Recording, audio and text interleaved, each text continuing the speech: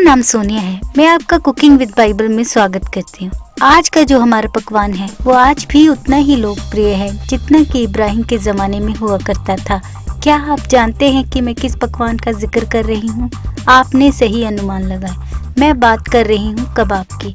आइए बाइबल के उन पन्नों में जाएं जहाँ इस पकवान का जिक्र किया गया है।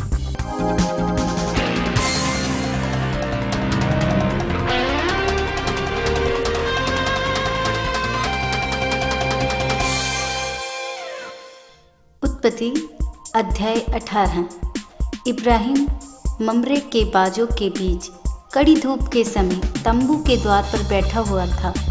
तब यहोवा ने उसे दर्शन दिया और उसने आँख उठाकर दृष्टि की तो क्या देखा कि 3 पुरुष उसके सामने खड़े हैं। जब उसने उन्हें देखा तब वह उनसे भेंट करने के लिए तंबू के द्वार से दौड़ा और भूमि पर गिरकर दंडवत की और कहने लगा, हे प्रभु, यदि मुझ पर तेरे अनुग्रह की दृष्टि है तो मैं विनती करता हूँ कि अपने दास के पास से चले न जाना। मैं थोड़ा सा जल लाता हूँ और आप अपने पाँव धोकर इस वृक्ष के तले विश्राम करें। फिर मैं एक टुकड़ा रोटी ले आऊँ और उसे आप अपने अपनी जीभ को तृप्त करें।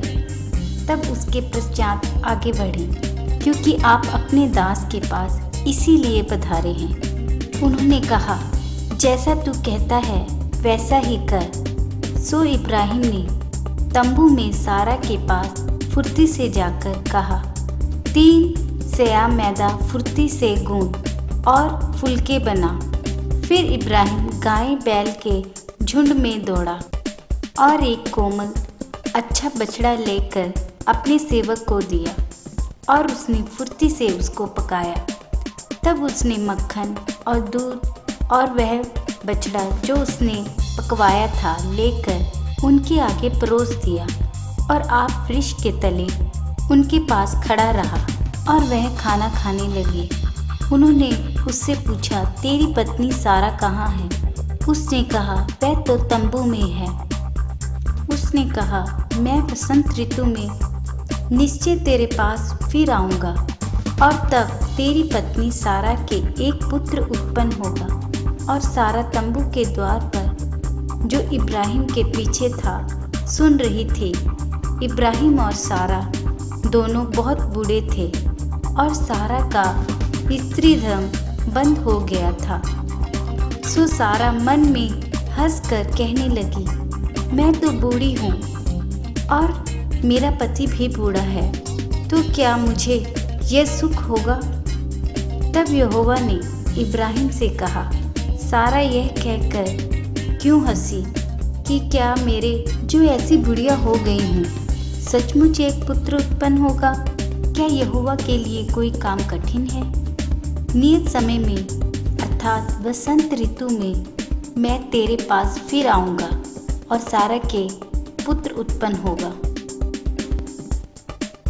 इब्राहिम कभी भी मेहमान नवाजी में चूकता नहीं था। वह अजनबियों के प्रति भी दया भावना रखता था।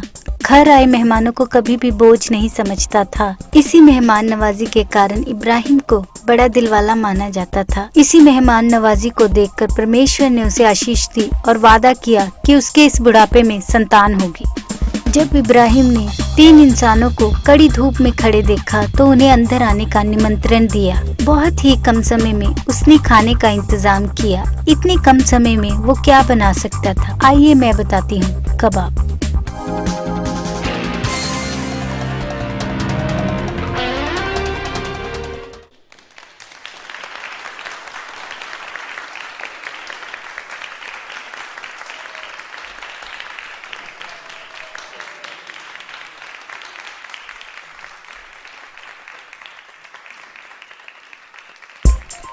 बनाने की सामग्री,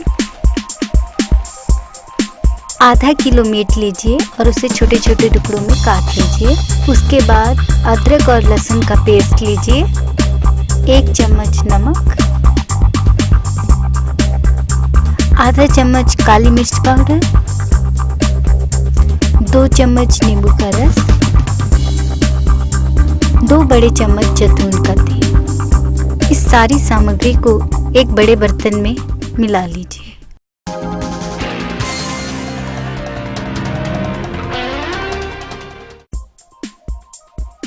फिर इसे अच्छी तरह से इस तरह हाथ से मिलाइए।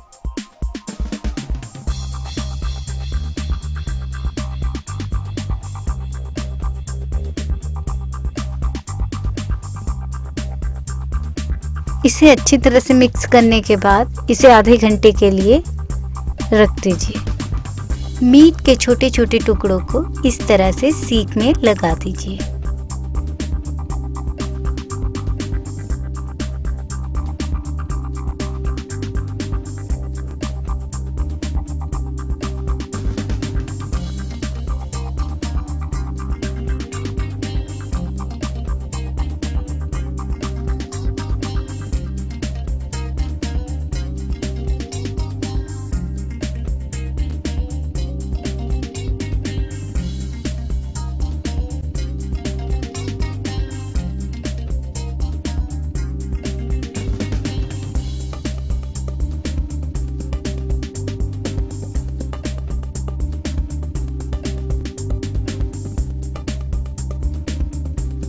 फिर इसे धीमी आंच पर पकने दीजिए।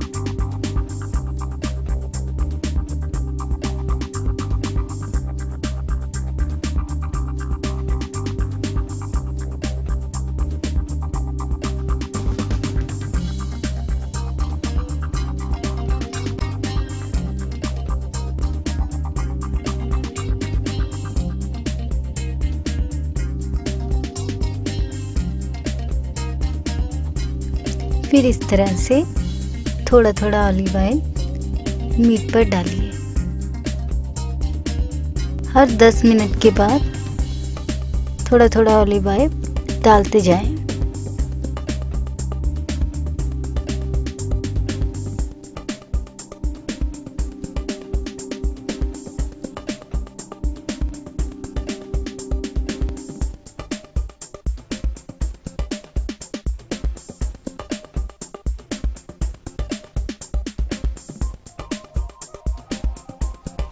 फिर सीख को थोड़ा सा घुमा दीजिए।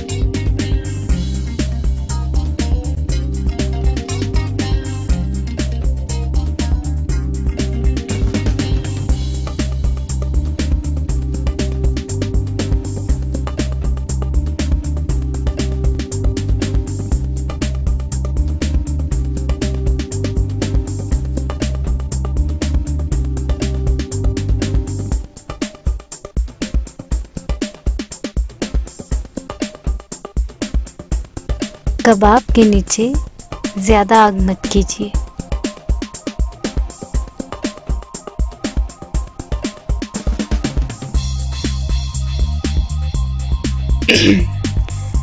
अगर आपने अच्छा और नरम मीट चुना है तो 1 घंटे से भी कम समय में पक जाएगा।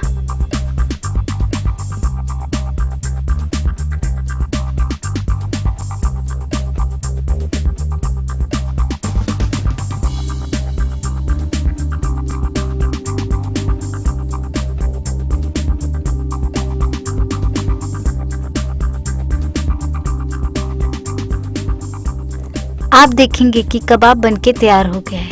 आप इसे नींबू और प्याज से परोस सकते हैं। हमें उम्मीद है कि आपको हमारा आज का ये प्रोग्राम पसंद आया। हमें लिखना ना भूलिए। हमारा पता है